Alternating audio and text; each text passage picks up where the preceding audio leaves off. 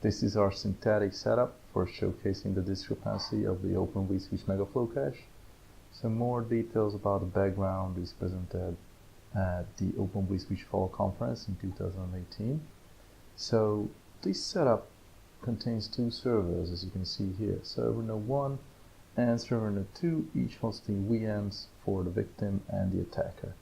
The attacker in this term means a user that defines actually legitimate ACLs to provide communication for his VMs.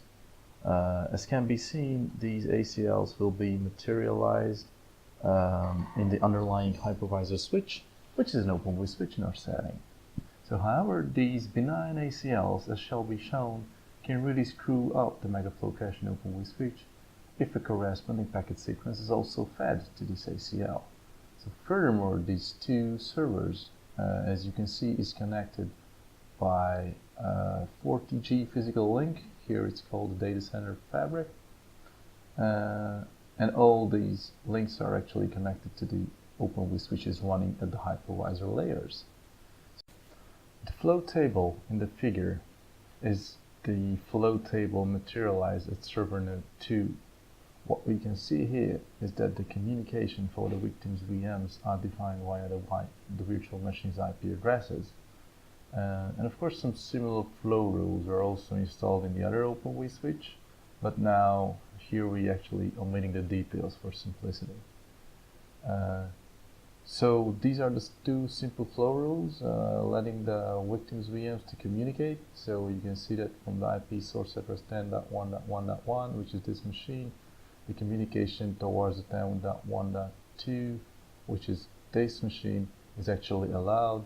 And of course, the reverse direction is also allowed. So the other two rules here in the red bracket, or the red box, are defined by our attacker, which should only let HTTP traffic to the attacker's VM, which has an IP address of 10.0.0.2. And another flow rule is also present, allowing every kind of communication coming from the IP address 10.0.0.1. So this is just actually a flow rule which is letting all the traffic coming from this attacker node or attacker VM to the other VM also possessed by the attacker. So last but not least, there is a simple flow rule which is actually matching the rest of the packets, and it drops all of them. So what we are going to see is that this simple flow rule and the corresponding packet sequence can bring down the performance of OpenVoice switch to like 10% of its peak performance, or in certain cases we can show that we can actually bring down the performance to as low as to result in complete denial of service. So to show this, we're going to use some monitoring tools with visual real-time plots using Grafana, InfluxDB, and other similar tools. So let's see this in action. So this is the terminals. All the terminals are actually corresponding to one virtual machine in our setting. So we can see that this is victim 1, victim 2, attacker 2, and attacker 1. So this is server node 2, and this is on server node 1.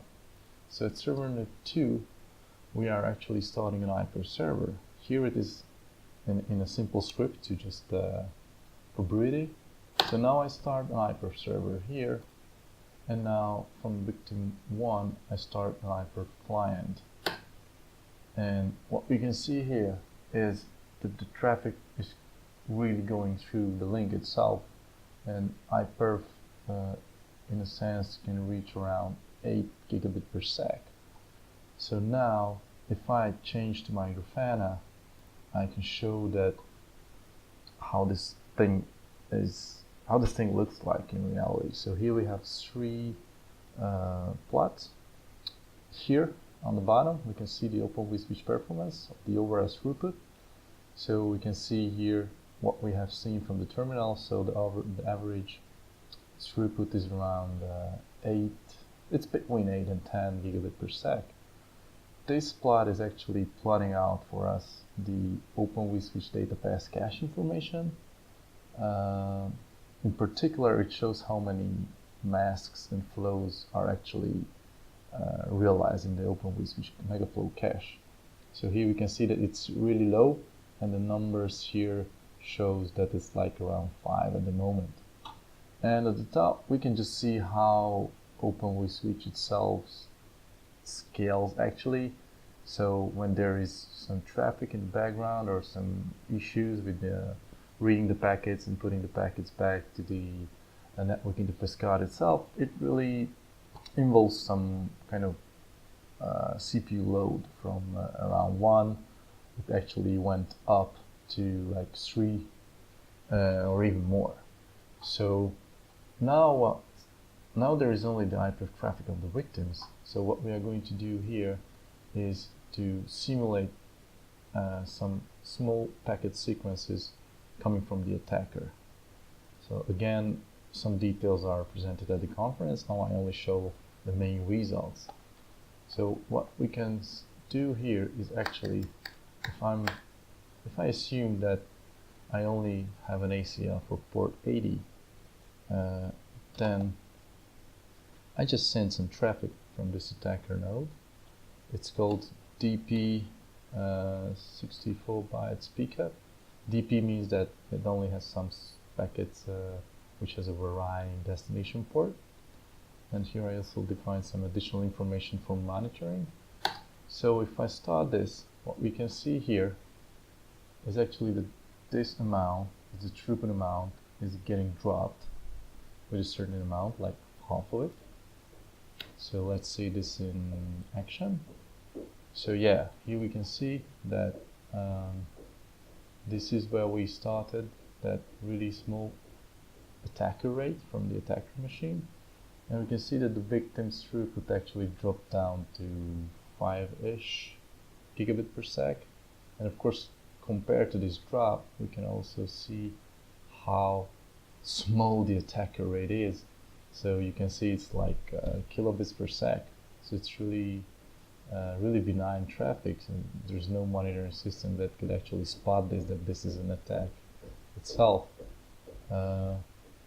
What we can also see here is that the number of masks are a bit increased, but not really. It just increased around to 20 or 22.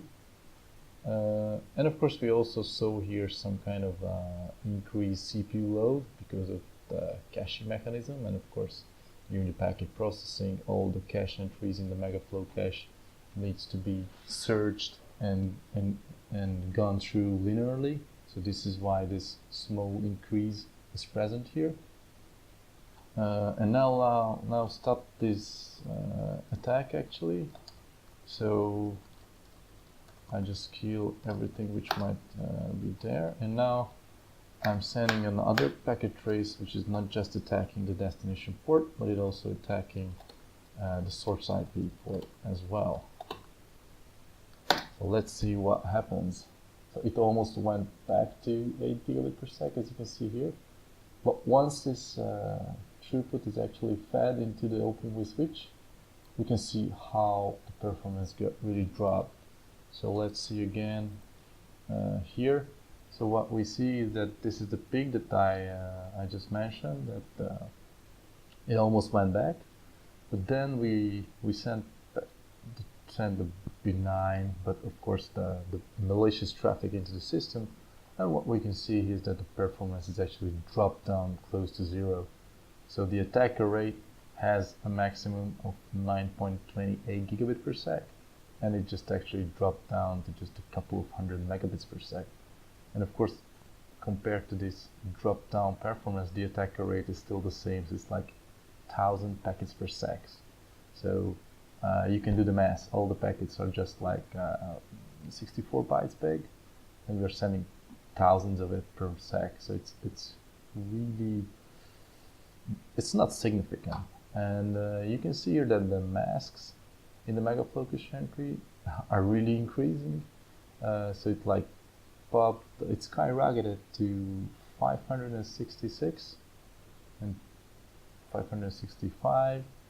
And of course, again, some kind of load in the CPU is also there. So the reason why we are not seeing so big peaks here is because we are already consuming all of our resources.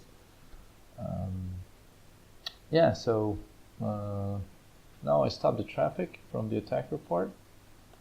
Just Control C here and just kill everything.